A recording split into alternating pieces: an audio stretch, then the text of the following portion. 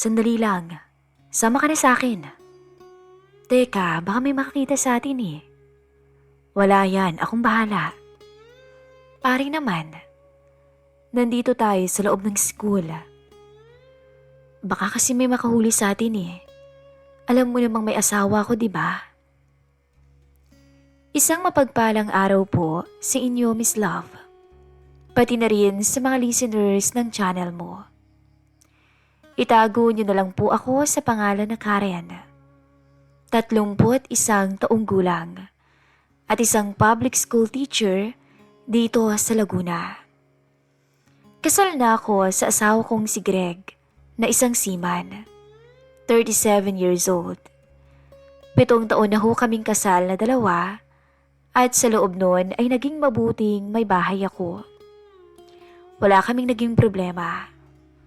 May isa na kaming anak, si Ina na 4 years old na. Inaalagaan ng nanay ko dahil maghapon din ako sa trabaho. Matagal na rin akong pinapahinto ng asawa ko. Huwag na daw akong magtrabaho dahil kaya naman daw niya kaming buhayin. Pero hindi. Ayoko dahil ito na ang nakasanayan ko at mahal ko ang propesyon ko. Pero ito rin pala ang magiging dahilan ng pagkakasala ko sa aking asawa. Sa totoo lang, nahihiya ako. Pero naglakas loob po akong ikuwento sa inyong lahat ang kwento ng aking buhay. Hindi para husgahan at kamuhian ninyo, kundi para maging aral sa iba ang kwento kong ito. Isang pagtataksil na ginawa ko sa mismong paaralan kung saan ako nagtatrabaho. Opo, tama kayong narinig. Sa eskwelahan namin ginawa ni kumpare ang kataksilan namin. Nakakahiya bilang guro. Pero sabi nga, tao lang ako. Tao lang kami. Nagkakasala din at hindi naman kami perpekto. Mabait si Greg, ang mister ko. Responsable at talagang mahal na mahal kami. Pero gaya ng ibang misis ng seaman, nasanay akong tiisin ang lungkot, ang lamig ng gabi at ang paulit-ulit na tanong na kailan ko ba ulit siya makakasama? Kaya ko pa ba? Isang taon na halos mula nung huli kaming magkasama ni Greg. Tuwing gabi lang kami nagkakausap. Pero iba pa rin talaga yung may kayakap ka. May kausap ka habang kumakain. May kahati ka sa pagod at may naglalambing sa'yo. Lalo na sa tuwing malamig ang gabi. Babae ako at may pangangailangan din. Isang babae na mabilis matukso. At doon na nga pumasok si Paring Paul. Si Paul ay matagal na naming kaibigan ni Greg. 36 years old at hindi niya rin po tunay na pangalan. Actually, tropa na talaga sila noon pa ng mister ko. Kumpare namin siya dahil ninong siya ng anak naming si Ina. Guro din siya sa parehong school kung saan ako nagtuturo. Kaya araw-araw kaming magkasama. Araw-araw nagkikita at araw-araw nagkakausap. Minsan nga partner ko siya sa paggawa ng modules. Minsan naman sa school activities. Matalino si Paring Paul. Kuwela. At to be honest, gwapo rin at wala pang asawa. Hindi ko naman siya pinapansin noon. Pero nang lumaon, yung simpleng tawanan namin sa faculty room, naging hint ng kilig. Yung mga simpleng kaya mo yan Karen, nagiging mas personal. Mas nararamdaman ko yung presensya niya kaysa sa asawa ko na nasa malayong dagat. Hindi naman din ho sa pagbubuhat ng bangko, maganda ako. Maraming nagsasabi, ligawin din ako kahit alam nila na may asawa na ako. Pero never akong nagkasala sa asawa ko dahil sabi ko nga, hindi ko siya magagawang lokohin. Pero hindi. Mali. dahil nagsalita ako ng tapos. Akala ko hindi ko magagawa, pero nagawa ko. At ang masakit pa, sa kaibigan pa ng asawa ko. Siguro nga, sadyang naging marupok lang din ako. Nagumpisa ko yung lahat nung isang gabing maulan. Late na kaming natapos ni Paul sa paggawa ng lesson plan para sa isang seminar. Nasa faculty room kami. Kaming dalawa na lamang ang naiwan. "Ma'am, uwi ka na, baka gabihin ka namang masyado," sabi niya habang nagliligpit na ng kanyang gamit at nag-aayos ng laptop. Malakas pa yung ulan eh. Wala rin naman ako masasakyan yan, sagot ko. Di sumabay ka na sa akin, hatid na lang kita, sabi pa niya. Naku, hindi na pare, magkaiba naman ang direksyon yung bahay natin eh. Mag-aantay na lang ako ditong tumila yung ulan. Ano ka ba, ngayon lang naman eh. Baka mamaya sabihin pa ni pare hindi kita tinutulungan. Tsaka baka abutin ka din dito ng hating gabi sa kakahintay na tumilang ulan. Wala kang makakasama dito kundi multo. Natawa pa ako sa biro niya. Sige na nga. Hindi ko alam kung tama pa ba yung naging desisyon ko nung oras na yun. Pero yun ang naging daan upang mag-umpisa kaming magkalapit. Sa loob ng kotse, Miss Love, tahimik lamang kami. Rinig ang buhos ng ulan mula sa bubong ng sasakyan. Hindi rin maiwasan na magkadikit ang balat namin. At alam ko sa sarili ko, nakakaiba ang nararamdaman ko nung mga oras na yun. Ilang minuto pa ang lumipas nung magtanong siya. Kamusta pala kayo ni pare? Kailan palang uwi niya? Ayos lang naman. Mahirap pero ganun talaga. Kailangang kayanin dahil mahirap talaga ang LDR. Napatingin siya sa akin. Ilang segundo kaming nagtitigan. Yung mga mata niya parang sinasabi sa akin na iintindihan niya ako. Ikaw, kumusta ka rin? Hanggang ngayon hindi ka pa nag-aasawa. Anong plano mo? Bakit sa akin naman napunta yung usapan? Natatawang biro niya. Siyempre, hindi ka na bumabata, no? Sayang lahi mo. Sabi ko pa. Naghahanap din naman ako eh.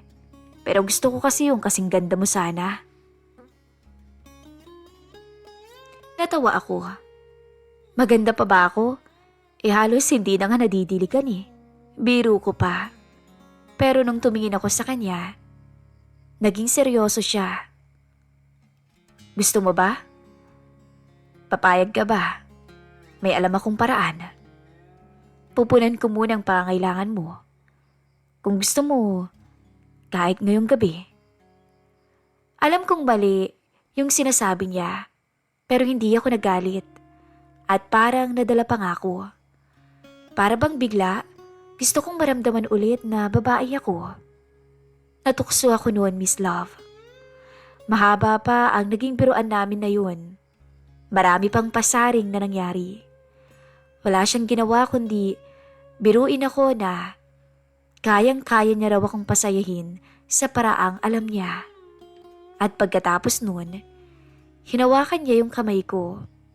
Maingat, hindi bastos, hindi nagmamadali. At doon na nagsimula ang isang kasalanan. Malamig ang aircon ng sasakyan, pero ang nararamdaman namin ay hindi maikakailang parehas. Hanggang sa hinalikan niya ako at hindi ako tumanggi, Miss Love. Parehas kaming nagkasala sa unang pagkakataon. Hininto pa niya yung kotse at doon na nga naganap ang isang pagtataksil. Yes, nakakakaba talaga pero nakaka-excite na baka may makakita sa amin. Mabuti na nga lang talaga at tinted ang bintana niya. Idagdag pa na gabi na at maulan pa. Sa totoo lang, sa mga Facebook ko lamang yun nakikita. Kaya hindi ko talaga akalain na mangyayari din yun sa akin. Hindi ko sinasabing inagaw ako ni Paul. Hindi ko rin masasabing hindi ko ginusto. Kasi yung totoo, hinanap ko yung lambing, hinanap ko yung init, at siya yung nandoon. Hindi ko alam kung tama pa ba yung nararamdaman ko o baka nga tinakasan ko lang ang lungkot. Matapos ang lahat, hingal kaming dalawa. Tila napunan ang pangangailangan ko ng ilang taon sa isang gabi lang na yun. Pagka-uwi ko, may chat si Greg. Love, sorry late na ako naka-online. Nasa engine room ako kanina Kumusta ka? Kumusta kayo ni Ina? Pinilit kong ngumiti sa sarili ko, pero may bigat na sa puso ko. Okay lang ako, love. Napagod lang. Mista kita, sabi ko. Hindi ko masabi-sabi sa kanya yung totoo. Kasi alam kong maling-mali ang nagawa ko. Kinabukasan, nagkita ulit kami ni Paul sa school. Walang usapan tungkol sa nangyari. Pero yung titigan namin, nagsisisigaw ng malina. Pero ang sarap sa pakiramdam. At doon ko nakita kung gaano kabilis mahulog ang isang pusong uhaw. Pagkatapos ng gabing yun, halos araw-araw ko nang naiisip si Paul. Minsan nga napapaisip ako habang nag-aalmusal kami ng anak ko. Tama pa ba to? O baka naman nawala na ako sa tamang direksyon. Nakakahiya dahil parehas pa kaming guro na dapat nagtuturo ng magandang ehemplo. Pero ito kami, gumagawa ng kataksilan sa likod ng asawa ko. Pero habang sinasabi ko sa sarili kong mali, ang puso ko nananabik naman.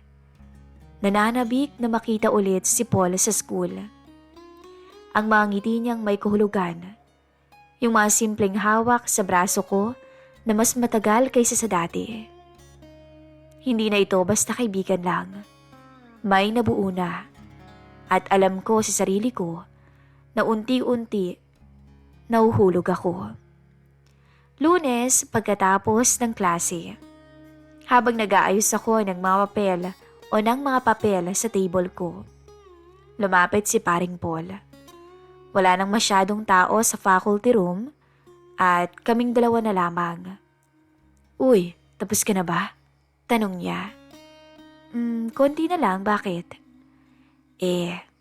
May gusto lang sana akong ipakita sa'yo. Naglakad siya palabas. Sumunod ako. Sa likod ng building may isang luma pero saradong stockroom. Bihira na itong buksan. Pero may susi si Paul dahil siya ang in charge sa mga supplies. Pagpasok namin, amoy na amoy ang lumang papel. Madilim at may maliit lamang na bintana. Doon niya ako hinarap. Karen, bulong niya. Hindi siya nagsalita agad. Hinawakan niya pa ang bewang ko. Lumapit siya. Ramdam ko ang init ng hininga sa pisngi ko. Paul, mahinang sabi ko. Alam mong may asawa ko, di ba? Natatakot ako. Alam ko, sagot niya. Pero pareho lang naman tayo ng nararamdaman, di ba? At bago pa ako makapagsalita noon, hinalikan niya ako. Dahan-dahan. Matagal at hindi ko siya tinulak. Sa halip, napapikit ako at gumanti. Nakakaadik. Kaya pala, sinasabi nila na masarap ang bawal. Pagkalabas namin, parang walang nangyari. Pero sa loob naming dalawa, pareho naming alam ang katotohanan. At sa araw-araw na lumilipas, paulit-ulit namin yung ginagawa. Sa mga tawag tuwing gabi, habang nasa kwarto ang anak ko at ang mister ko ay nasa barko, lihim akong gumagawa ng kasalanan. Love, miss na kita, sabi ni Greg sa isang tawag. Miss na rin kita, love. Grabe, ang tagal na nating hindi nagkakasama.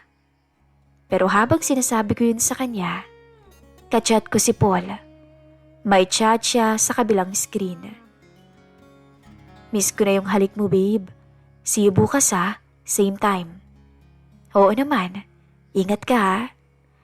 Hindi ko alam kung saan ito patutungo.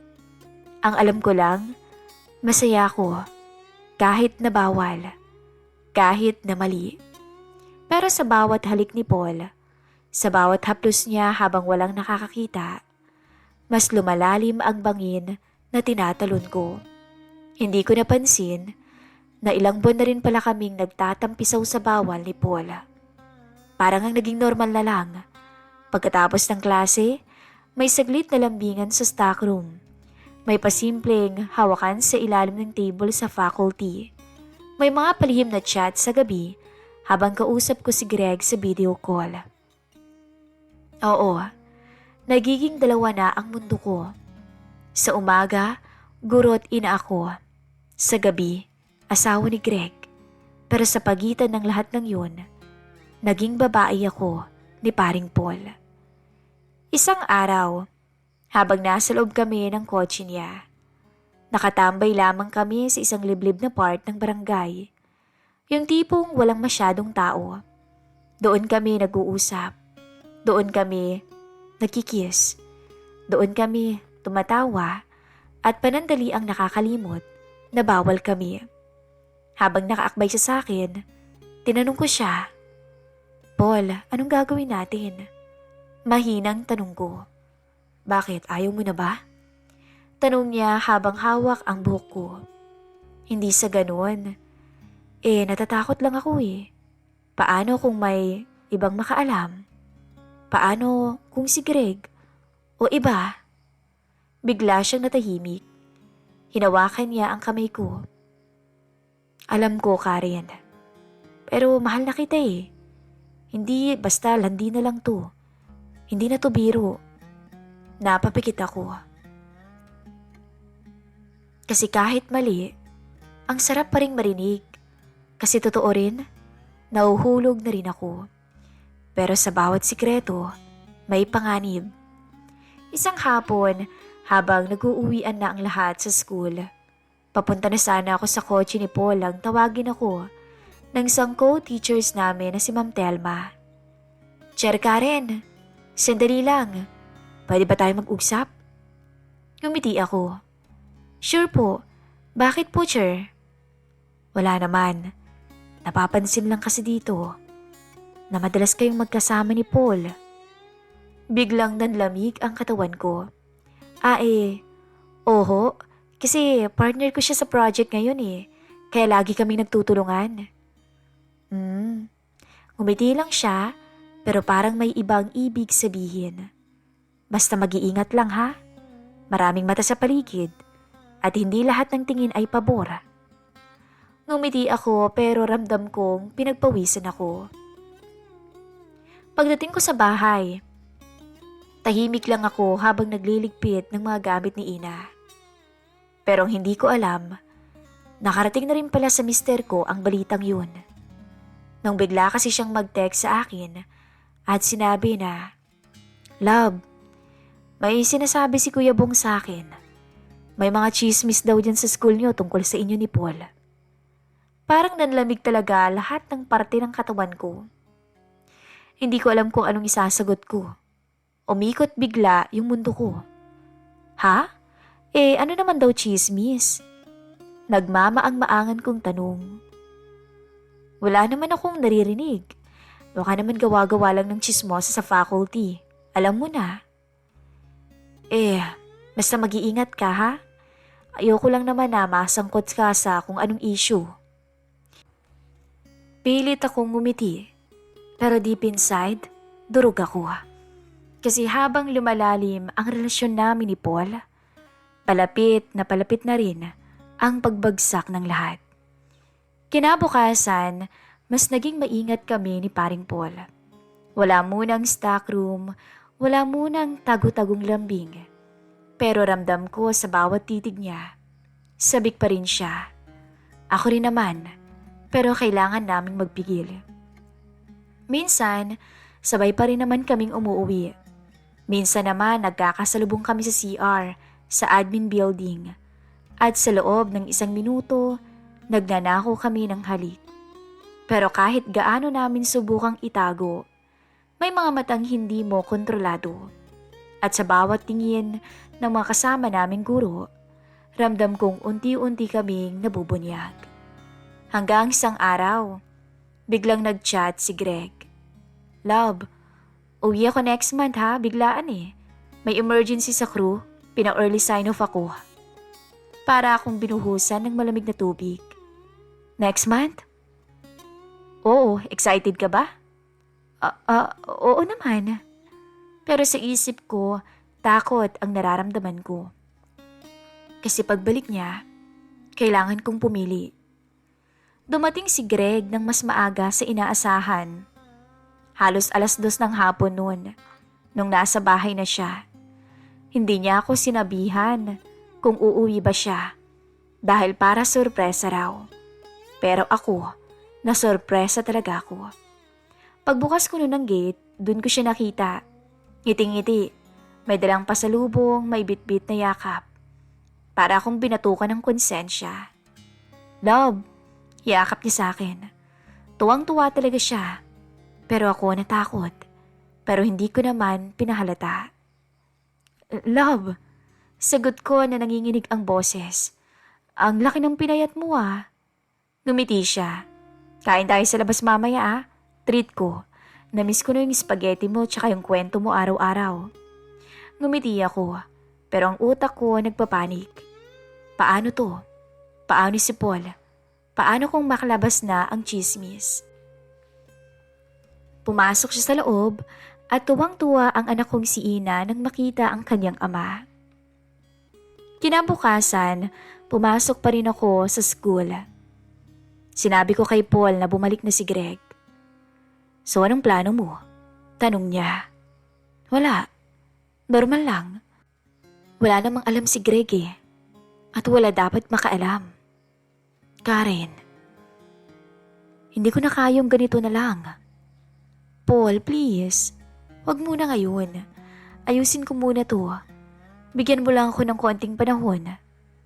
Natahimik siya. Pero alam kong nasaktan rin siya. Ilang araw pa ang mga lumipas. Kumain kami sa labas. Nag-date kami ulit ng asawa ko. Yung parang dati, pero hindi na tulad ng dati. Kasi kahit gaano niya ako pinapasaya, may ibang taong hinahanap ang puso ko. Pero hindi ibig sabihin nun ay wala na akong pagmamahal kay Greg. Mahal ko siya. Pero kasi, iba yung binibigay sa akin na saya ni Paul. At doon ako nalilito, Miss Love. Hanggang sa isang gabi, nahuli niya ako. Nabuking niya ako. Habang naliligo kasi ako noon, nakalimutan kong i-log out yung isang account ko sa laptop. Nakatanggap ako roon ng message galing kay Paul. "Babe, di ko na talaga matiis. Miss ko na yung huling yakap mo sa likod ng stock room. Kahit 1 minuto lang ulit bukas, please." Paglabas ko ng banyo, andun siya. Hindi umiiyak, hindi galit, kundi tahimik lang. Nakaharap siya sa laptop ko. Yung mga mata niya, yung tipo ng tingin na mas masakit pa sa kahit anong salita. "Gaano na katagal?" tanong niya. Garalgal na ang boses. Hindi ko siya matingnan. Kasi alam ko na may nabasa na siya. Na alam na niya. Si Paul. Si Paul talaga, Karen? Bulong niya. "Greg, sorry. Hindi ka na ba nahiya? Kayong dalawa. Guro kayo, Karen. So totoo pala yung chismis na nakarating sa akin. Ginawa mo akong tanga. Ginawa niyo akong tanga. Habang nasa barko ako, ikaw at ang anak natin ang iniisip ko. Kayo yung dahilan kung bakit araw-araw nakakaya ko. Greg, sorry. Hindi ko sadya." Umiiyak kong sabi. "Hindi ko kailangan ng sorry, Karen. Sagutin mo yung tanong ko. Kailan pa?" "Matagal na. Nagsimula lang sa kwentuhan, sa pag-unawa, pero hindi ko sinasadya. Nawala lang ako, Greg. Natukso lang ako. Tumango siya, pero halatang nilulunok ang sakit. Alam mo, habang ako ilang buwan sa barko, hindi ako makatulog sa kakaisip kung okay ka. Kung kumusta kayong dalawa. Yun pala, busy ka at nagpapatikim kay Paul. Kinabukasan, Miss Love, nag-impake ang asawa ko. Greg, saan ka pupunta? Uwi muna ako, Karen, pero huwag ka mag-alala. Walang makakaalam ng sikreto mo. Asawa pa rin kita. Ayokong matanggal ka sa trabaho mo dahil sa katarantaduhang ginawa niyo sa akin. Pero mas lalong ayokong ipahiya ang anak natin. Ayokong tuksuhin siya ng ibang mga bata dahil sa ginawa mo. Kailangan ko lang huminga. Pero hindi ko alam kung kailan ako babalik. Pero love, please, maawa ka naman oh. Bigyan mo ako ng chance. Tanungin mo muna yung sarili mo. Kung ako ba talaga yung mahal mo. Kasi ako hanggang ngayon, ikaw pa rin. Pero hindi ko lang alam kung kaya ko pa. Wala akong nasabi. Hindi ko siya napigilan. Kasi alam kong may dapat din akong pagbayaran. Yun yung kapalit ng ilang buwan kong pagpapakasasa sa piling ni paring Paul. After noon, hindi na ho nagparamdam si Paul sa akin. Sa tingin ko kinausap siya ng asawa ko. At marahil natakot rin si Paul sa pwedeng mangyari sa amin kapag nagdemanda ang mister ko. Araw-araw akong gumigising sa kama namin na walang nakahawak sa akin. Wala nang video call sa gabi. Wala nang ingat ka sa trabaho, love. Maraming gabi, halos gabi-gabi na umiiyak nga ako.